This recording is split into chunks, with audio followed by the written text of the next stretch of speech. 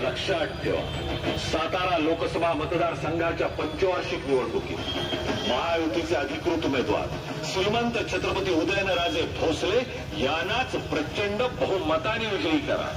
मतदान मंगळवार दिनांक 7 मे 2024, वेळ सकाळी 7 ते सायंकाळी 5:30 पर्यंत। लक्षात ठेवा, श्रीमंत छत्रपती उदयनराजे भोसले।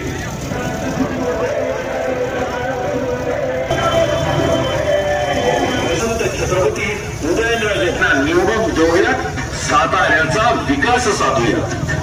आता एक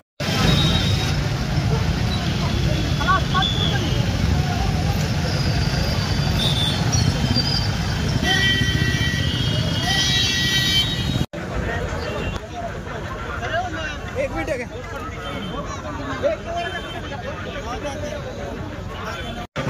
लोककल्याणाचा वारसा आणि प्रत्येकाच्या क्षमतेचा आदर पुढे जाण्याची परंपरा कायम राहणारा जिल्ह्यातील जनतेला नेहमीच गृहीत धरता येईल।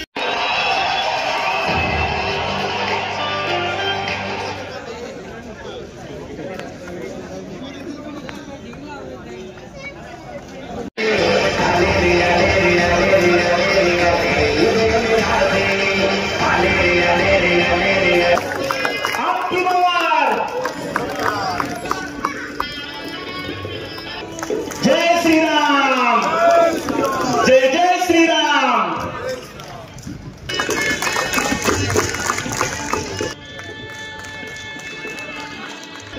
अप्पासू गायकवाड यांचा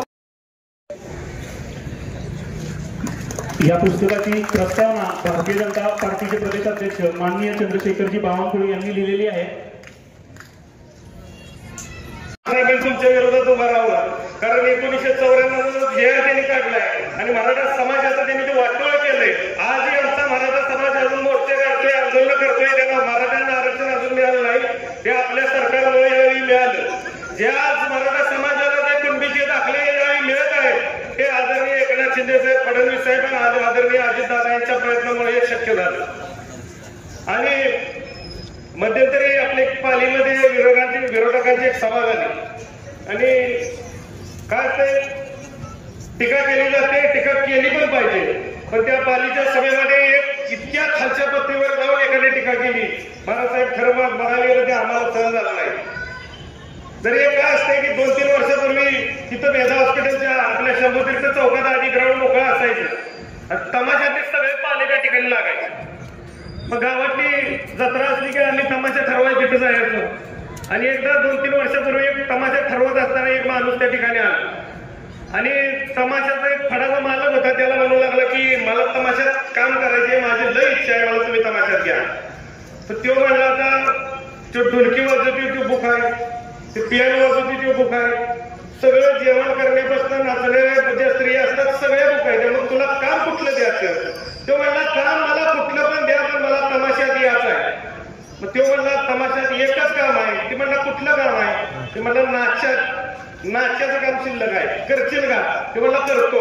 तसं करार उत्तर मधून एक आमच्यातला इलेक्शन लागलं, निवडणूक लागली की एक नाच्या तिथं ह्या फळामध्ये काम करायला येतो आणि काय जी मनाला येईल ती बरोबरच असतो।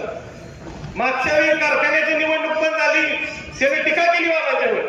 आमचे नेते आमचे दैवत आदरणीय सुरेश बाबांच्यावरती पण टीका केली. पण झालं उलट 13,000 मताच्या फरकानं आमचा कारखाना आम्ही निवडून आलो.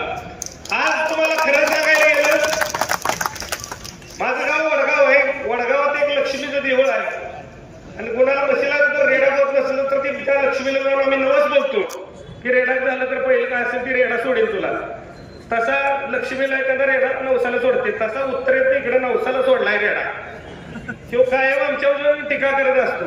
फक्त सांगणं एवढंच आहे, तुम्ही आणि तुमच्या नेत्यानं सांगणं एवढंच आहे, कोरोना काळामध्ये सगळा इकडे देश मरत होता, सगळा अख्खा आपला देश तिकडे जळत होता. पण आज जर कराड तालुक्याला, सातारा जिल्ह्याला असेल, कोल्हापूर जिल्ह्याला असेल, तिकडे रत्नागिरी जिल्हा असेल, सांगली जिल्हा असेल, त्याच सांगली जिल्ह्यामध्ये कराड सगळीकडे ह्या कोरोनाचे पेशंट होते, कोरोनाचे रुग्ण होते. लोकांना वाचवण्याचं काम हे कृष्णा चॅरिटेबल ट्रस्ट आमच्या दैवत सुरेश बाबा यांनी केलं.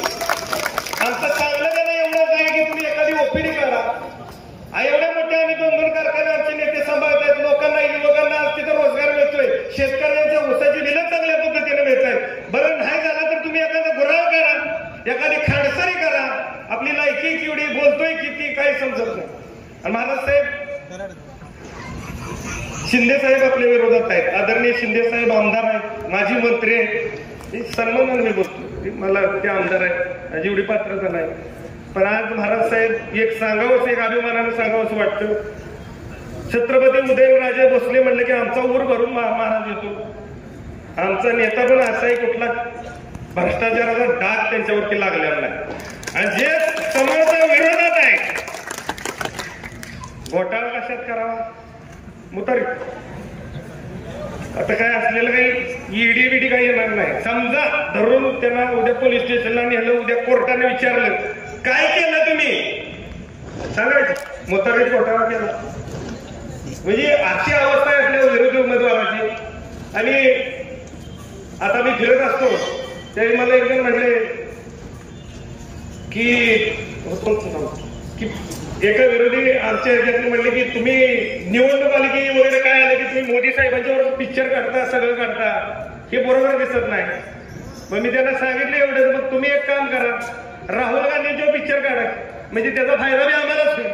पण या ठिकाणी आपल्याला फार वेळ कमी आहे. आता चिठ्ठी दिल्या, मला बोलायचं भरपूर होतं, लिस्ट मोठी होती, तरी पण आता या ठिकाणी मी थांबतो. आणि लोकसभेमध्ये येणाऱ्या निवडणुकीत 7 मेला नरेंद्र मोदी साहेबांचे हात बळकट करण्यासाठी या ठिकाणी आपण श्रीमंत छत्रपती उदयनराजे भोसले यांना बहुमताने निवडून देऊया, एवढंच मी तुम्हाला सर्वांना आवाहन करतो.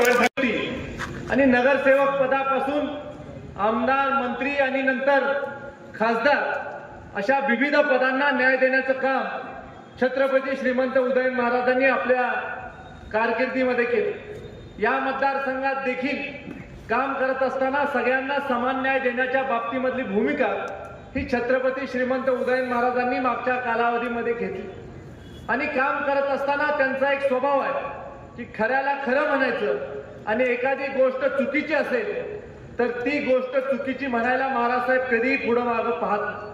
आणि त्यामुळे आपण सगळ्यांनी मागं अनुभवलेलं आहे की महाराज साहेबांना आपण निवडून दिल्यानंतर देखील मार्ग योग्य नाही असं ज्या वेळेला महाराज साहेबांना वाटलं, ज्या वेळेला त्या पक्षाची देहधोरणं त्यांना पटली नाही, देशाच्या विकासासाठी काय गरजेचं आहे याचा विचार करून छत्रपती श्रीमंत उदयन महाराजांनी निवडून गेल्यानंतर 3 महिन्यामध्ये आपल्या पदाचा राजीनामा दिला.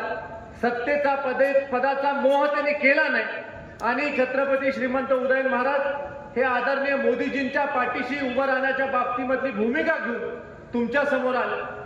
आता सातत्यानं केंद्र सरकारच्या माध्यमातून विविध विकास कामं ते ह्या भागासाठी करायचा प्रयत्न करत आहेत. आज या जिल्ह्यामध्ये तब्बल 9,900 कोटी रुपयाची कामं ही छत्रपती उदयन महाराजांच्या माध्यमातून आलेली आपल्याला दिसतात. मग ती नॅशनल हायवेची कामं असतील किंवा स्टेट हायवेची कामं असतील, केंद्र सरकारच्या माध्यमातून पाणी पुरवठा योजनांना मोठ्या प्रमाणावर निधी देण्याचं काम असेल, किंवा राज्य सरकार आणि केंद्र सरकारच्या संयुक्त विद्यमानं जी कामं होणं गरजेचं आहे ती कामं करण्याच्या बाबतीमधलं काम त्यांचं असेल. केंद्रामध्ये त्यांचा उत्तम संपर्क हा देशामधल्या सगळ्या नेत्यांशी, आदरणीय गडकरी साहेबांच्या माध्यमातून देखील ओव्हरब्रिजची जी कामं आहेत ती मोठ्या प्रमाणावर करण्याचा प्रयत्न आदरणीय छत्रपती उदयन महाराजांनी केला. कराड शहरामध्ये 14 लेनिंग रस्ता आता होताना आपण प्रत्यक्ष पाहतोय आणि त्या 14 लेनिंग रस्त्याला सुद्धा अतिरिक्त निधी मंजूर करून देण्याच्या बाबतीमधला प्रयत्न हा छत्रपती श्रीमंत उदयन महाराजांनी केला. उमरतच्या पुलाचे प्रश्न असतील किंवा आपल्या मलकापूरमध्ये जाणाऱ्या फ्लायओव्हरचे प्रश्न असतील ते सगळे छत्रपती श्रीमंत उदयन महाराजांनी सोडवले. वेळ प्रसंगी आपल्या मधले जे शिष्टमंडळ आहे ते गडकरी साहेबांपर्यंत पोहोचवण्याचं काम देखील छत्रपती उदयन महाराजांनी केलं. आणि आज सातारा शहरामध्ये मोठ्या प्रमाणावर ग्रेड सेपरेटरचं काम असेल, शहरातल्या रस्त्यांचं काम असेल, पाणी पुरवठा योजनेचं काम असेल, सगळी कामं ही छत्रपती उदयन महाराजांच्या प्रयत्नामधनं झालेली आपल्याला दिसतात. सातारा शहराच्या पाण्याच्या प्रश्नाच्या बाबतीत देखील त्यांनी खूप मोठं काम मागच्या कालावधीमध्ये राज्य सरकारच्या माध्यमातून केलं. आणि त्यामुळं आपल्याला एक असा नेता निवडून देणं गरजेचं आहे ज्यांचा आदरणीय मोदीजी ऐकतात, ज्यांच्या माध्यमातून केंद्र सरकारचा निधी मोठ्या प्रमाणावर आपल्याला येऊ शकतो, राज्य सरकारचा निधी आपल्याला मोठ्या प्रमाणावर येऊ शकतो. आणि आपल्याला सगळ्यांना एका गोष्टीचा अभिमान वाटला पाहिजे की मागच्या 10 वर्षापासून आपण मोदीजींची सभा घेण्यासाठीचा प्रयत्न करतो. 2014 पासून आपला प्रयत्न चालू आहे की एकदा मोदीजींची सभा व्हावी. पण फक्त आणि फक्त छत्रपती श्रीमंत उदयन महाराजांच्या प्रचाराच्या निमित्तानं कराडकरांना विनंती करण्यासाठी, त्यांचा प्रचार करण्यासाठी आज मोदीजी आपल्याकडे आले आणि त्यांनी विनंती केली की प्रत्येकाने घरोघरी जावा, प्रचार करा, माझा निरोप प्रत्येक घरापर्यंत द्या आणि आपले उमेदवार आदरणीय छत्रपती उदयन महाराजांना मोठ्या मताधिक्यानं निवडून. आपण मागं दाखवून दिलं की कमळाला मतदान करण्याच्या बाबतीमधली आपली भूमिका कराडच्या योजना शहरांसाठी केलेल्या. आज तुम्ही देशामधलं कुठलंही शहर पाहिलं तर मोठ्या शहरांचा एक आराखडा तयार करण्याचं काम केंद्र सरकारने केलं.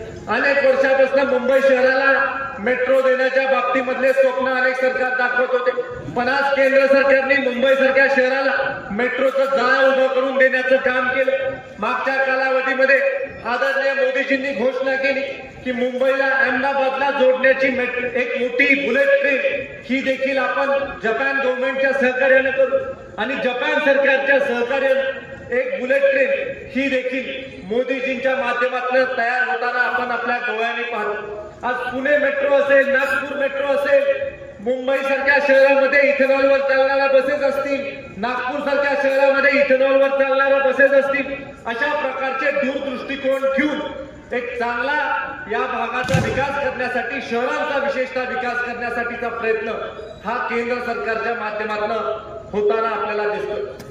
अटल मिशनच्या माध्यमातून अनेक विविध कामं ही मोठ्या शहरांमध्ये होताना आपल्याला दिसतात. आपल्या कराड शहरामध्ये देखील आपण मागच्या कालावधीमध्ये आदरणीय देवेंद्रजी फडणवीस साहेबांना विनंती केली की या शहरामध्ये स्वर्गीय चव्हाण साहेबांच्या काळामध्ये स्टेडियमची उभारणी झाली होती आणि तेव्हापासून आतापर्यंत स्टेडियमच्या डागडुजीसाठी देखील योग्य तो निधी उपलब्ध झाला नाही. आणि देवेंद्रजींनी कृषी प्रदर्शनाच्या त्यांच्या भाषणामध्ये घोषणा केली.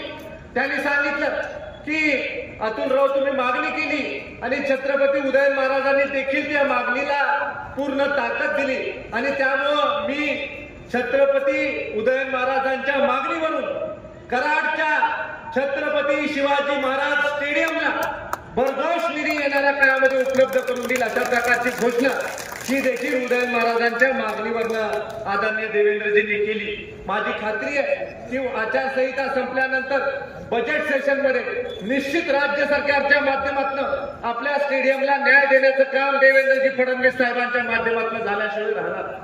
या मतदारसंघाला मोठ्या प्रमाणावर विकास निधी भारतीय जनता पार्टीने उपलब्ध करून दिलेला. भारतीय जनता पक्षाने 434 कोटी रुपयाचा निधी महायुतीच्या सरकारच्या माध्यमातून उपलब्ध करून देण्याचं काम मागच्या कालावधीमध्ये केलेले. आणि आपण सगळे जाणतात की आदरणीय मुख्यमंत्री असतील, आपले आदरणीय देवेंद्र दादा उपमुख्यमंत्री असतील, दुसरे उपमुख्यमंत्री अजित दादा असतील, या तिघांनी ठरवलेलं आहे की सातारा जिल्ह्याला जे जे लागेल, मग पर्यटनासाठी लागेल, रोजगाराच्या निर्मितीसाठी लागेल, रस्त्यांसाठी लागेल किंवा इतर नागरी सुविधेसाठी लागेल, ते उपलब्ध करून देण्याच्या बाबतीमधला प्रयत्न आज या महायुतीच्या सरकारच्या माध्यमातून होतो. बरेच वेळेला आपल्याला प्रश्न पडतो की आपण खासदार निवडून देत असताना काय निकष ठेवले पाहिजे. तर मला आपल्याला खऱ्या अर्थानं सांगायचंय की आपण खासदार निवडून देत असताना निकष एवढेच ठेवले पाहिजे की आपले जे खासदार आहेत ते आपले विचार लोकसभेमध्ये मांडू शकले पाहिजे. आपले जे खासदार आहेत ते लोकसभेमध्ये जाऊन आपले प्रश्न सोडवण्याची क्षमता त्यांच्यामध्ये असली पाहिजे. आपले जे खासदार आहेत त्यांचं केंद्र सरकारच्या नेतृत्वाशी सलोख्याचे संबंध असले पाहिजेत. आपले जे खासदार आहेत त्यांना दूरदृष्टिकोन असला पाहिजे या भागाच्या विकासासाठी, या लोकांच्या विकासासाठी.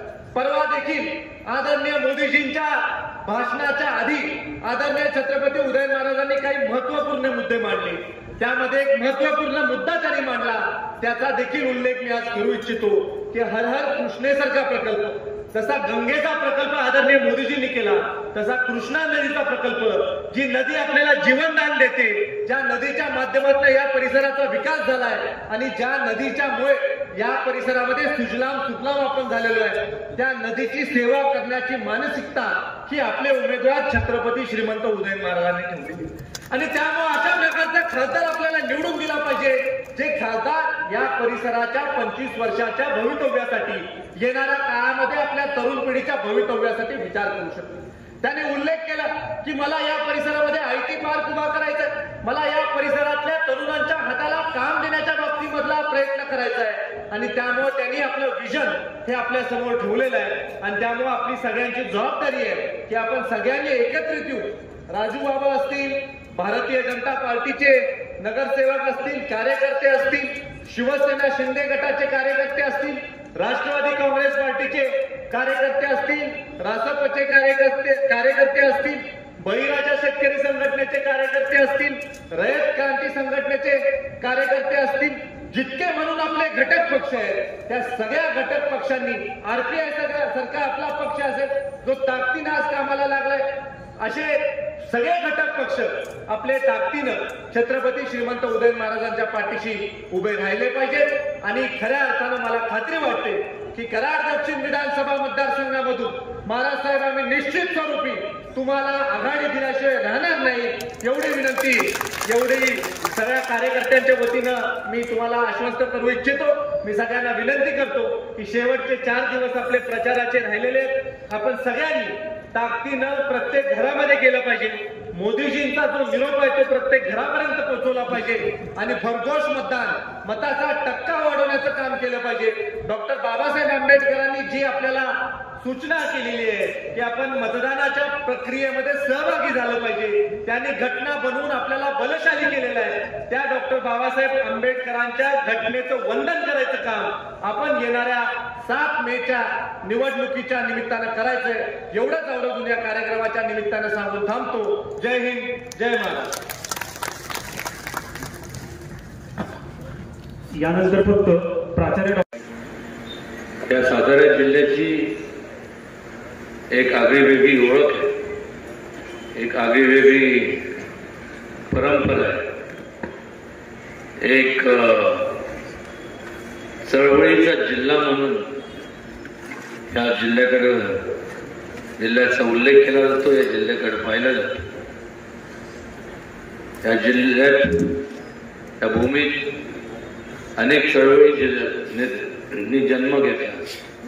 स्वातंत्र्याची चळवळ असेल, स्त्रियांच्या शिक्षणाची चळवळ असेल, पत्रिक सरकार असेल, सत्यशोधकांची चळवळ असेल, असंख्य चळवळीचा हा जिल्हा. आणि या जिल्ह्याने संपूर्ण ह्या महाराष्ट्राला नव्हे तर संपूर्ण देशाला दिशा देण्याचं काम केलं. आणि अशा ह्या जिल्ह्याच्या बाबतीत ज्या वेळेस आपण विचार करतो की अनेक वर्षापासून ज्यांना आपण निवडून दिलं, त्या पक्षाला आपण निवडून दिलं, त्या पक्षाने नेमकं केलं काय, त्या ठिकाणी नावं ठेवण्याकरता मी आपल्या समोर उभा नाही, पण निश्चितपणे जी वस्तुस्थिती आहे त्याची मांडणी करणं हे माझं मी कर्तव्य समजतो. जवळपास 50-55 वर्ष तुम्ही आम्ही सगळ्यांनी काँग्रेस आणि मित्र पक्षांना निवडून दिलं, पण मात्र या 55 वर्षाचा कालावधी जर पाहिला तर नेमकं काय घडलं आणि घडण्याचं कारण काय यावर सुद्धा प्रकाश आपल्याला टाकावा लागला. या संपूर्ण 50 वर्षाच्या कालावधीमध्ये जर काय घडलं असेल तर महात्मा गांधींचे जे विचार होते त्याला तिलांजली देण्याचं काम घडलं. पण महात्मा गांधी त्या काळात पंचायत राजची संकल्पना मांडली होती. संकल्पना काय होती की जोपर्यंत सत्तेचं विकेंद्रीकरण होत नाही आणि विकेंद्रीकरण होऊन सर्वसामान्य माणसांच्या हातात सत्ता स्थानं दिले जात नाही तोपर्यंत खऱ्या अर्थाने लोकशाही या देशात नांदणार नाही. आणि या 50-55 वर्षाच्या कालावधीत आपण जरा वळून पाहा की नेमकं या उलट सगळं झालं. सत्तेचं विकेंद्रीकरण तर लांब राहिलं, पण मात्र मोठ्या प्रमाणावर सत्तेचं केंद्रीकरण झालं. आणि जेव्हा केंद्रीकरण होतं त्यावेळेस संपूर्ण अधिकार एका विशिष्ट लोकांकडे असतात आणि मग लोकांना सोयीप्रमाणे त्यांचा लोकांचा समाजाचा लोकशाहीतले तुमच्यासारख्या राजांचा स्वतःच्या सोयीसाठी सोय करतात, स्वतःच्या स्वार्थाकरता स्वतःच्या संपूर्ण त्यांचा वापर केला जातो, त्यांना वापरलं जातं. हेच नेमकं घडत आलं. 1, 2, 3 असं बघता बघता अनेक वर्ष पार पडले. लोकांमध्ये त्या काळात अनेक घोषणा दिल्या गेल्या, जसं मगाशी दिलीपराव कांबळेंनी सांगितलं, गरिबी हटाओ, देश बचाओ, जय जवान जय किसान, या घोषणाच लावून गेल्या. आणि त्यामुळे लोकांनी ज्या अपेक्षांनी जेव्हा काँग्रेसला त्यांच्या मित्र पक्षांना निवडून दिलं तर त्यांच्या मोठ्या प्रमाणावर असंतोष निर्माण झाला. त्याचं रूपांतर एका चळवळीत झालं. ही चळवळ जी निर्माण झाली ही का झाली, त्याला कोणी खतपाणी घातलं नव्हतं, पण लोकांना त्यांच्या मूलभूत ज्या गरजा होत्या तेवढ्या सुद्धा त्यांना मिळत नव्हत्या किंवा त्यांच्यापासून त्यांना वंचित ठेवण्यात आलं. आणि त्यामुळं मोठा उठाव या देशभरात झाला. आणि संविधाना बाबतीत बोलतात की संविधान आम्ही म्हणजे भारतीय जनता पक्ष आणि युती शासन महायुती सरकार हे बदललं. खरं तर संपूर्ण त्या काळात एमर्जन्सी लागू करून त्या काळात काँग्रेसच्या ज्येष्ठ नेत्या पंतप्रधान इंदिरा गांधींनी त्या संपूर्ण कॉन्स्टिट्यूशन म्हणा की संविधान याचा संपूर्ण खात्मा करून टाकला. जो कोण स्वतः ज्याच्यावर अन्याय होतो तो निश्चितपणे आवाज उठवतो. कारण ज्या वेळेस आपण आपल्या लोकप्रतिनिधींना निवडून देतो तेव्हा त्या लोकप्रतिनिधींकडनं तुमच्या लोकांच्या अपेक्षा असतात आणि नेमकं त्याकडे दुर्लक्ष केलं गेलं एवढे वर्ष. आणि त्यामुळं ज्यांनी होणारा अन्याय त्यांनी त्याच्या विरोधात आवाज उठवल्यानंतर त्यांना जेलमध्ये पाठवण्यात आलं. संपूर्ण दामटून ठेवण्याचं काम केलं. ही वस्तुस्थिती आहे. काय निवडणूक आहे म्हणून मी बोलत नाही. हे सांगण्याचं कारण एवढंच होतं की एका काळी जो संपूर्ण देशावरती राज्य करत होता म्हणजे स्वातंत्र्यानंतर जवळपास 50-55-60 वर्ष ज्या पक्षाने राज्य केलं आज त्या पक्षाची अवस्था म्हणजे दुर्दशा पण. त्या काळात फक्त 2च भारतीय जनता पक्षाचे खासदार होते, अटल बिहारी वाजपेयीजी आणि लालकृष्ण अडवाणीजी. आणि मग लोकांनी ठरवलं, तुम्ही लोकशाहीतल्या राजाने निर्णय घेतला की आता बस, आपल्याला जर आपलं विकास घडवून आणायचा असेल, आपल्याला डेव्हलपमेंट आपल्याला करायचे असेल, आपल्या कुटुंबातल्या तरुणांना भविष्य काय पाहायचं असेल, तर ही संपूर्ण हे शासन नको, महाविकास आघाडीचं अजिबात शासन नको. आणि निर्णय घेण्यात आला आणि त्यामुळं परिवर्तन झालं. आज संपूर्ण देशभरात, केंद्रात आणि राज्यांमध्ये या देशातला सगळ्यात मोठा पक्ष जर कुठला असेल तर भारतीय जनता पक्ष, आणि त्यांना साथ देणारे त्यांचे महायुतीतले संपूर्ण मित्र पक्ष. आणि मग केवळ ह्या देशात नाही तर जगभरात आज भारतीय जनता पक्ष सगळ्यात मोठी पक्ष म्हणून, पार्टी म्हणून आज भारतीय जनता पक्षाची ओळख निर्माण झाली. सांगण्याचं एवढंच कारण की जे 55 वर्षाचे घडलं नाही, फक्त घोषणा दिल्या गेल्या, घोषणा त्यांनी दिल्या, पण या 10 वर्षाच्या कालावधीमध्ये त्या घोषणाची दिलेल्या लोकांनी वचनपूर्ती केली नाही. पण त्याची वचनपूर्ती म्हणा, ते अंमलात किंवा ते पूर्ण जर कोणी केले असेल तर मला अभिमानाने सांगावंच वाटतं की भारतीय जनता पक्ष आणि महायुतीने या संपूर्ण त्या पूर्ण केल्या. गरिबांच्या बद्दल बोललं गेलं, पण कुठलीही उपाययोजना आखली गेली नाही. त्याचबरोबर जवानांच्या बाबतीत बोललं गेलं, शेतकऱ्यांच्या बाबतीत बोललं गेलं, शेतकरी म्हणजेच किसानच्या बाबतीत बोललं गेलं, पण कुठल्याही प्रकारची योजना आखली गेली नाही. पण मात्र भारतीय जनता पक्षाने एक स्थिर सरकार जेव्हा असतं त्यावेळेस एक प्रकारचं नियोजनबद्ध कार्यक्रम राबवता येतो आणि संपूर्ण या देशातल्या जे दुर्लक्षित, दुर्गम भागात राहणारे आणि जे लोक आहेत, जो वर्ग आहे, महिलांचं सक्षमीकरण असेल, त्याचबरोबर तरुणांचं एम्पॉवरमेंट असेल, मेक इन इंडिया असेल, क्रीडा क्षेत्र असेल, अशा वेगवेगळ्या क्षेत्रामध्ये मोठ्या प्रमाणावरती आपण जर पाहिलं तर मोठ्या योजना राबवल्या गेल्या. आज संपूर्ण प्रत्येकाला एक आशेचं किरण आता नजरेसमोर दिसायला लागले आणि ते सुद्धा मोदीजींच्या कुशल नेतृत्वाखाली भारतीय जनता पक्ष आणि मित्र पक्षाच्या मुळे आज ही परिस्थिती निर्माण झाली. आणि दुसऱ्या बाजूला जर आपण पाहिलं महाविकास आघाडी, मला तर आवर्जून कधी कधी असं वाटतं की ती महाविकास नाही, महाभकास आघाडी आहे.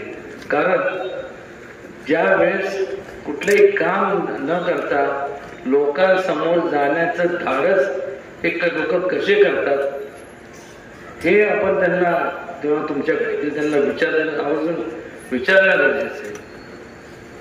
आणि मग स्वतःचा नाकर्तेपणा किंवा कुठलेही नाकर्तेपणा घडवण्याकरता मग एकच गोष्ट होती, ते म्हणजे दुसऱ्याला नावं ठेवणं. त्यांनी असंच केलं, ते संविधान बदलणार आहे आणि ते तसेच आहे, जातीवादी पक्ष आणि त्यांना जवळ करू नका. त्याचबरोबर संपूर्ण मुस्लिम समाजाच्या विरोधातला हा पक्ष आहे. मला आवर्जून या ठिकाणी मला कळत नाही की मगाशी सुरुवातीला प्रास्ताविक त्यांनी केलं, त्यांनी थोडक्यात त्यांनी सांगितलं, पण 23 मार्च 94 तुम्ही बघा तुमच्या गुगलवरती किंवा तुम्ही जावा, शोध घ्या, कम्प्युटरवरती जावा, तुम्हाला सगळं त्याच्यात इतिहास मिळेल. 23 मार्च 94 त्यांनी एक नोटिफिकेशन काढलं. गव्हर्नमेंटचं GR पण नाही, नोटिफिकेशन. आणि काय केलं तर त्यात त्यांनी संपूर्ण आज जे जाती जातीमध्ये तेढ जे निर्माण झालेले पाहत हे तेढ निर्माण करायचं पाप त्यांनी केलं. मंडल आयोगाचे त्यावेळेस BP सिंग हे पंतप्रधान होते. त्यावेळेस मंडल आयोग त्यांनी बनवलं, तयार केला. मंडळ आयोग म्हणजे काय, आर्थिकदृष्ट्या दुर्बल यांना संपूर्ण सवलती दिल्या जाव्यात. पण झालं काय, त्याचा अर्थ काय काढला की फक्त मागासवर्गीय लोकांकरता ते लागू केलं. अत्यंत चुकीचं आहे. कुठल्याही जाती जमातीतला माणूस जरी असला आणि आर्थिकदृष्ट्या दुर्बळ असला त्या क्रायटेरिया खाली त्या मुद्द्याखाली प्रत्येकाला ती सवलत शिक्षण शैक्षणिक असेल, चांगलं घरकुलची असेल, ती प्रत्येकाला मिळाली पाहिजे. त्या संपूर्ण देशातल्या प्रत्येक जे नागरिक आहे त्याला एक चांगलं जीवन जगण्याचा, तुम्हाला आम्हाला सगळ्यांना जीवन जगण्याचा अधिकार आहे. हेच तर विचार छत्रपती शिवाजी महाराजांनी त्या काळात दिले होते. समतेचा विचार दिला, सर्व धर्म समभावाचा विचार दिला. आणि ह्यांनी तर एवढं सगळं स्वतःच्या म्हणजे समाजाचा विचार न करता एक ते राजे होते ज्यांनी लोकांचा कल्याणाचा विचार केला आणि त्या दिशेने वाटचाल केली. आणि होणारा अन्याय सगळ्यांना एकत्रितपणे एकत्र करून हा परकीय आक्रमण परतवून लावले. आणि लोकशाहीचा, लोकांचा सहभाग लोकशाही राज्यकारभारामध्ये व्हावा, झाला पाहिजे, ही लोकशाहीची कल्पना त्यावेळेस त्यांनी महाराजांनी मांडली. लोकशाहीचे खरे जनक म्हणजे छत्रपती शिवाजी महाराज. आणि ह्या बाजूला आपण जर पाहिलं तर काय पाहिलं जायचं की त्या देशाला जेवढा विस्कळीतपणा आणून ठेवला, जाती जाती म्हणजे तेढ निर्माण केली, दरार निर्माण झाली, माणसात माणूस ठेवला नाही. शिवाजी महाराजांनी समाजाचा विचार केला, समाजाच्या एकतेचा विचार केला. आणि ह्यांनी समाजाचा विचार केला नाही, ह्यांनी स्वतःचा वैयक्तिक स्वार्थ, मी मी मी स्वतःचा वैयक्तिक विचार केला की ह्यांना यांच्या पलीकडे दुसरं कोण दिसत नाही. आणि तो विचार केल्यामुळं समाजाचे तुकडे झाले तरी चालतील, पण मला माझा स्वार्थ समाज साधला गेला पाहिजे. एवढा कमकुवत, एवढा निष्क्रिय, एवढा म्हणजे गलिच्छ विचार यांनी सर्व केला. आणि आज हा विचार करत असताना यशवंत विचारांचं तुम्ही सांगता की आम्ही पायिक आहोत, कुठल्या हिशोबाने आपण असं विचार करणारे यशवंत विचारांचे पायिक होऊच शकत नाही. यशवंत विचार म्हणजे लोक कल्याणाचे विचार. त्यातून ह्या संपूर्ण सातारा लोकसभा मतदारसंघात 16,80,000 एवढे लोक असताना म्हणजे संपूर्ण 6 मतदारसंघात, मग वाई असेल, सातारा असेल, कोरेगाव असेल, उत्तर कराड, दक्षिण कराड आणि पाटण, ह्या संपूर्ण ह्याच्यात 16,80,000 मतदान आहे. आणि ह्या संपूर्ण 16,80,000 म्हणजे त्याला आपण भिंग म्हणतो ना, मॅग्निफाईंग ग्लासला भिंग म्हणतो ना. म्हणजे यांच्या मनात यशवंत विचार होते, त्यांनी ते मॅग्निफाईंग ग्लास घेतला, प्रत्येक तालुक्यात गेले, बारकाईने बघितलं, इकडं गेले, तिकडे गेले, ही जिल्हा परिषद, पंचायत समिती, सगळ्या गण गटात गेले, नगरपालिकेच्या याच्यात गेले. आणि मग त्यांना असा एक व्यक्ती मिळाला की त्याला उमेदवारी दिली. आणि ज्याला उमेदवारी दिली त्यांनी आज त्याला दिली, त्याचे आज संपूर्ण शिष्टाचार तर लांब राहिला, संपूर्ण भ्रष्टाचाराचा संपूर्ण सगळा इतिहास असणाऱ्या व्यक्तीला दिला. म्हणजे ह्या 16,80,000 लोकांमधनं एकही चारित्र्य संपन्न माणूस किंवा उमेदवार त्यांना मिळाला नाही का?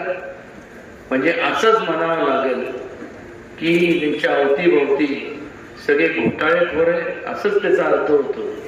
कारण की शोधत असताना तर त्यांना असा उमेदवार मिळाला. फार बोलण्यापेक्षा मला एकच आपल्याला सांगायचं वाटतं की मागच्या जन्मी माझ्याकडनं थोडंसं किंचित जास्त पुण्याचं काम घडलं असावं, म्हणून एवढ्या मोठ्या घराण्यात जन्माला माझा योग आला. हे योगायोगाच्या गोष्टी आहेत. माझ्या ठिकाणी तुम्ही कोणी पण असू शकता, आणि मग तुम्ही असता तर नीट ऐका मी काय म्हणतोय ते. तुम्ही असता तर मी सुद्धा तुमच्याकडनं जे कोण असते मी सुद्धा त्या व्यक्तीकडनं आपण सगळ्यांनी अपेक्षा त्याच केल्या असतात ज्या तुम्ही माझ्याकडनं करताय, की ह्या घराण्याचा मी वारसा सांगतो, त्याचा वसा पुढं घेऊन जात असताना छत्रपती शिवाजी महाराजांचे विचार त्याचं पालन करणं मी माझं कर्तव्य समजतो. आणि त्याच पद्धतीने गेले 30-32-35 वर्ष सर्वसामान्य माणसांना, लोकांना कुठल्याही जाती धर्म मी इथं मानत नाही. मनुष्य हीच जाते असं मी मानतो. आणि त्यामुळं मी ते मानून कधी या विचार मी राजकारणात जरी असलो तरी राजकारण कधी केलं नाही. केलं तर लोकहिताचं, लोकांच्या उपयोगी, त्यांच्या कुटुंबाचं जीवनमान कसं उंचवलं जाईल, त्यांना सुखसोयी कशा मिळतील याचं समाजकारण केलेलं, एवढंच या ठिकाणी मला आवर्जून नमूद करावं असं वाटतं. बोलण्यासारखं भरपूर आहे, किती बोलायचं. आज तुम्ही लोकशाहीतले राजे आहात. निवडणुका आल्या की बघा, तुम्ही कधी पण नोटीस करा, कधी पण तुम्ही बारकाईने निरीक्षण करा. फार येणार चकाचक कपडे बिपडे असं तसं भांग बिंग पाडून सगळे, आणि मग पेंबीच्या देठापासून बोलणार. तळागाळच्या लोकांबद्दल जी तळमळ आल्या जी आम्ही समोरच्या बोलताना आपल्याला वाटलं पाहिजे, अरे वा, ते उदयनराजे बिनाराजे कोण नाही, हाच खरा उमेदवार. तळागाळातल्या लोकांबद्दल आम्ही हे करू, ते करू, ते करू, ते करू, ते करू हे बोलत असताना त्यांच्या मनात एकच असतं की यांचे मत आपण मिळवू, करू नये, तुमचे मत मिळवू. आणि मग एकदा निवडणूकचा निकाल लागला, मग त्या पदावरती किंवा निवडून आल्यानंतर त्याच तळमळीच्या लोकांबद्दल, तळागाळातल्या लोकांबद्दल तळमळीने जे लोक बोलत होते त्याच लोकांकडे पाठ फिरवली दिली, त्याच लोकांना जास्तीत जास्त गाळात घालण्याचं काम हे आजवर झालेलं आहे. ही वस्तुस्थिती. त्यामुळेच तेवढा मोठा देशात उठाव झाला, त्यामुळेच तर एमर्जन्सी लागू केली. 55 वर्षाच्या कालावधीमध्ये त्यांनी जे केलं नाही, आता अजून किती वर्ष देणार. आता समोर या ठिकाणी बरेचसे वयस्कर लोक बसले. आज वयस्कर आहे, पण त्याचे 35-40 वर्षापूर्वी ही लोक सुद्धा त्यांच्या आई तारुण्यात होते. मग संधी मिळाली नाही, काय कुठले दालन ते नव्हते विकासाचे. आज असे अनेक 1, 2 नाही 3, 4 पिढ्या आज नैराश्य येतं, जेव्हा इच्छा असते की आपण हे करावं ते करावं, पण स्कोप न मिळाल्यामुळं नैराश्य येतं. पण अधिकार दिला कोणी यांना की आज व्यक्ती केंद्रित तुम्ही झाला, आणि तुमच्यामुळे अनेक तरुणांचं, त्या काळातल्या तरुणांचं जे संपूर्ण तुम्ही खच्चीकरण झालं, त्याला तुम्हीच हे लोक जबाबदार आहेत. आज निर्णय तुम्हाला घ्यायचं, तुम्हाला ते तुम्ही सोचले, तुम्हाला म्हणजे कोणाला वाटत नाही. तुम्हाला असं वाटतंय की जे तुम्हाला तुमच्या नशिबी आलं ते तुमच्या कुटुंबातले जे लहान लहान तरुण आहेत जे कधी ना कधी ते मोठे होतील, या देशाचं जे भविष्य काय त्यांच्या नशिबी हे असं व्हावं असं वाटतं तुम्हाला? विचारतोय तुम्हाला. मग एवढं जोरातही नाही मला एखादं सगळ्यांना वाटतं की नशिबी या जोरात आवाज देखील मला वाटलं झोपले नाही. शिक्षेचा भाग सोडून द्या. समुद्राच्या लाटा या कोणासाठी थांबत नाही, त्याचप्रमाणे घड्याळाचा काटा हा कोणासाठी थांबत नाही. एका वेळ गेली ती गेली आणि त्यानंतर तुमच्या आमच्या नशिबी काय होतं? पश्चाताप करण्यापलीकडे काही होत नाही. मला सोडून द्या,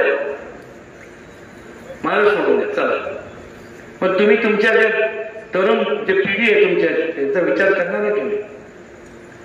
आज या संपूर्ण भारतीय जनता पक्ष आणि त्यांच्या महायुतीच्या माध्यमातून इन्फ्रास्ट्रक्चर ह्याच्यात जेवढं स्कोप आहे तिथं मोठमोठ्या पदावरती आज तुमचे तरुण मुलं मुली त्या पदावर जाऊ शकतात. एक मोठं इंडस्ट्री चालू करू शकतात.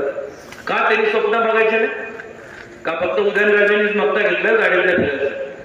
प्रत्येकाला वाटतं की आपल्या पण असं राहावं तसं पाहिजे आणि का नको. आणि त्यामुळं एक प्रकारचं दिशा देण्याचं काम जे मोदीजींच्या कुशल मार्गदर्शनाखाली या देशामध्ये जे चाललंय, वाटचाल चाललंय, त्यांना पाठबळ देण्याचं काम आपण सगळ्यांनी केलं पाहिजे. जेवढं तुमचं मत बटन दाबून तुम्ही मला देणार आहात ते जेवढं महत्वाचं आहे त्याच्यापेक्षा जास्त महत्वाचं माझ्याकरता तुमचं वैयक्तिक महत्वाचं आहे. पण त्याच्यापेक्षा जास्त तुमचं वैचारिक मत महत्वाचं आहे. तुमचे विचार महत्वाचे. केवळ उदयनराजेंना निवडून दिलं म्हणजे तुमची जबाबदारी संपली असं समजू नका. मी एकटं काय करणार आहे? तुमच्यासारखा एक माणूस आहे. 2 हात 2 पाय 2 डोळे 1 नाक असं काय वेगळं. पण जेव्हा आपण एक टीम म्हणून काम करतो तुमच्या सूचना महत्वाच्या आहेत माझ्याकरता. कारण की तुम्ही ज्या ज्या भागात राहता तुमचे तिथं तिथल्या अडचणी तुम्हाला माहित आहे. तिथं आपण काय डेव्हलपमेंट केली पाहिजे हे तुम्ही मला सांगितलं तर तिथं त्या वेगाने त्या ठिकाणी आपण डेव्हलपमेंट करू. त्या ठिकाणी तुम्हाला तुमच्या या संपूर्ण शहराबद्दल काय तुमचे म्हणजे कल्पना आहेत त्या तुम्ही सांगितलं पाहिजे. एकत्र टीम म्हणून आपण काम करू. क्रिकेट हा गेम, फुटबॉल, बेसबॉल, हॉकी हे सगळे टीम स्पिरिटचे गेम आहे, टीम वर्कचे. एकटं नाही तर बरोबर नरेंद्र मोदी एकटे काय करू शकतात. पण टीम चांगली असली तर काय करू नाही शकत हे आपण आपल्याला सगळीकडे चौकडे आपण जर बघितलं तर आपल्याला कळायला मिळतं. टीम महत्वाची असते आणि टीम महत्वाची असल्यानंतर जो लीडर तुम्ही टीमचा निवडतात तो सुद्धा महत्वाचा. एका बाजूला शिष्टाचार असणारा आणि दुसऱ्या बाजूला भ्रष्टाचार असणारा. करा लोकशाहीतले तुम्ही राजे. कोणाला मतदान करणार? शिष्टाचाराला का भ्रष्टाचाराला? कोणाला? भ्रष्टाचार खरं